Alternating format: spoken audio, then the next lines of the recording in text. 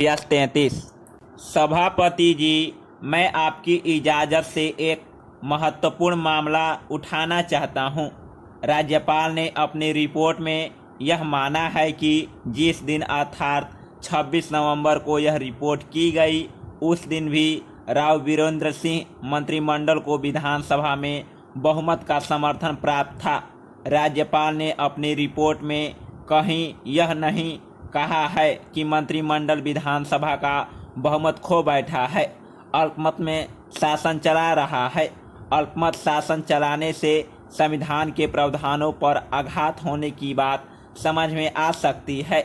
यद्यपि वह सरकार अल्पमत में है या नहीं, इसका निर्णय विधानसभा में होना चाहिए, लेकिन हरियाणा के राज्यपाल यह नहीं कहते कि हरियाणा की सरकार अल्पमत में आ गई है और बहुमत का प्रतिनिधित्व नहीं करती है। 26 तारीख को चौधरी देवीलाल के गुट के सदस्यों द्वारा कांग्रेस में मिलने के बाद भी और अपनी मुख्य रिपोर्ट राष्ट्रपति को भेजने के बाद भी राज्यपाल ने राष्ट्रपति जी को जो पत्र लिखा है, उसमें उन्होंने इस बात को स्वीकार किया है कि 26 सदस्यों के सदन में राव मंत्रिमंडल को 80 सदस्यों का समर्थन प्राप्त है। राव सरकार को इसलिए भंग नहीं किया जा रहा है कि वह बहुमत में नहीं रही, बल्कि राज्यपाल महोदय ने इस संबंध में बड़े विचित्र कारण दिए। संविधान कहता है कि राष्ट्रपति को अपने को संतुष्ट करना है। संबद्ध प्रदेशों की सरकार संविधान के प्रावधानों के अनुसार नहीं चलाई जा रही है। मैं संविधान को उद्धृत करता हूँ। संविधान में स्टेबल शब्द नहीं है। कोई सरकार अस्थायी है या अस्थायी है, टिकाऊ है या कल गिर जाएगी, यह प्रश्न अलग है।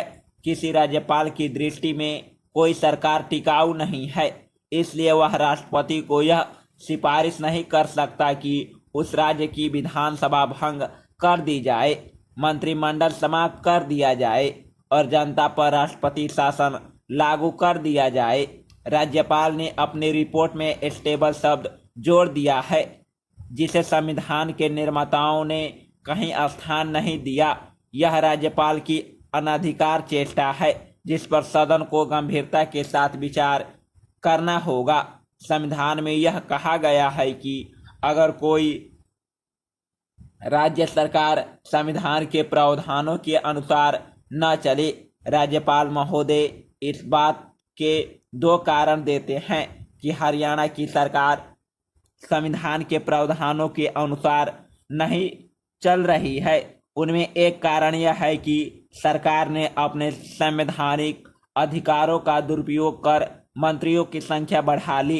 पहले जब मंत्रियों की संख्या बढ़ाई गई तो राज्यपाल ने आपत्ति नहीं की।